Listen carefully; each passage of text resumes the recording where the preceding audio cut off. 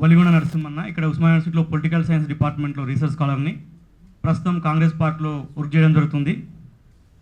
ఈరోజు వేల గొంతులు లక్ష డప్పుల సమావేశానికి ముఖ్య అతిథి చేసినటువంటి సామాజిక ఉద్యమాల పితామహుడు, అభినవ్ అంబేద్కరుడు, అభినవ్ పూలే, బహుజన రాజ్యాధికార వారసుడు, కాన్షాం వారసుడు అనుకోవచ్చు, లేకపోతే సమ్మక్క సారక వారసుడు గౌరవ మందకృష్ణ మాదయ్య గారికి మీ అందరి ముందు శిరస్సు వంచి నమస్కరిస్తూ, ఈనాడు అభినవ్ అంబేద్కర్ అనడం వల్ల కావచ్చు, పూలే అనడం వల్ల కావచ్చు కొద్ది మంది విభేద అభిప్రాయాలు ఉండొచ్చు. కానీ ఇక్కడ ఉన్న ప్రతి ఒక్క ఇక్కడ ఉన్న దర్వెలన్న కావచ్చు, పృథ్వన్న, శరతన్న కాకుండా మరికొద్ది మంది పెద్దలు కాకుండా ఇక్కడ ఉన్న వాళ్ళం అందరం అన్న నీ కళ్ళ ముందర పుట్టి పెరిగి ఈ దండోర ఉద్యమం పుట్టినప్పుడు ఏడోంగను ఒక 5 ఏళ్ల కిందనో 3 ఏళ్ల పిల్లగాళ్ళ ఉన్నప్పుడు ఆడంగా పోతుందంట, మాదిగ దండోర ఉద్యమం అంట, మందకృష్ణ మాదిగ కాలియాత్ర చేస్తున్నంట, పాదయాత్ర చేస్తుందని చెప్పి విని మీ వెంట మేము మీ అడుగు పట్టి మీ ఏలు పట్టి నడిచి మేము ఇలా ఉద్యమ నాయకులుగా ఇలా కార్యకర్తలుగా ఇక్కడ ఉన్నామంటే ఆ గుర్తింపుకు, మా చదువుకు, మా ఉనికికి ప్రతి ఒక్కటి గౌరవ మందకృష్ణ మాదిగ గారి యొక్క నాయకత్వము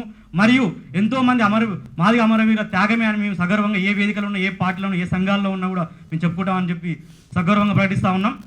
ఏదేమైనా ఈ 30 ఏళ్ళ పోరాటానికి ముగింపు దిశగా ఇది సమరం కాదు, రేపు జరగబోయేది ఫిబ్రవరి 7 రోజు జరిగేది విజయోత్సవంగా మేము భావిస్తూ ఉన్నాం.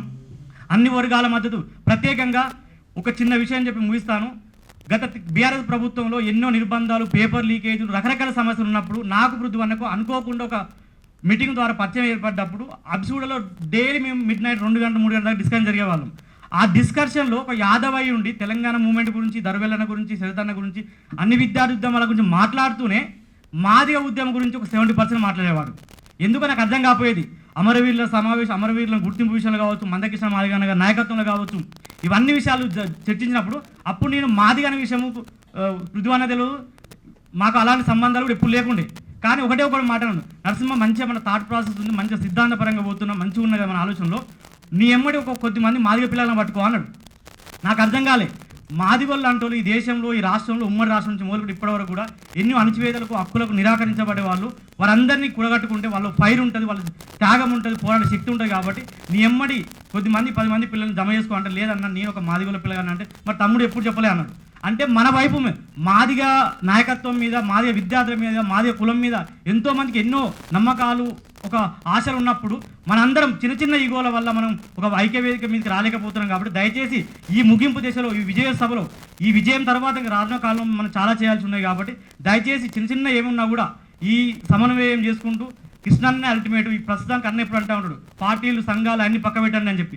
ఈరోజు మేము చెప్తా ఉన్నాం, మాలాంటి వాళ్ళు కాంగ్రెస్ పార్టీలు చేసినా, ఎక్కడ చేసినా కూడా అది కాదు, మనకి జాతే ముఖ్యం, కులం హక్కులే ముఖ్యం. కాబట్టి పెద్దలు అన్నట్టు మాదిగ జాతికి దేశం రుణపడి ఉన్నట్టే ఖచ్చితంగా ఈరోజు సామాజిక శక్తులు అందరూ కూడా కలిసి వస్తున్నారు. కాబట్టి మందకృష్ణ మాదిగ ఏ పిలిపించిన రేపు 1,00,000 డప్పుల 1000 గొంతుల సమావేశం కావచ్చు, ఇక ముందు కూడా ఏం చేసినా కూడా జాతి పరంగా కృష్ణన్న వెంట మనందరం సబ్బండ వర్గాలు పోతున్నప్పుడు మనం ఎందుకు ఉండలేము, మనం ఒకసారి ప్రశ్నించుకొని మనం ముందు చాలని కోరుకుంటూ నాకు అవకాశం ఇచ్చిన శరతన్న గారికి ధన్యవాదాలు.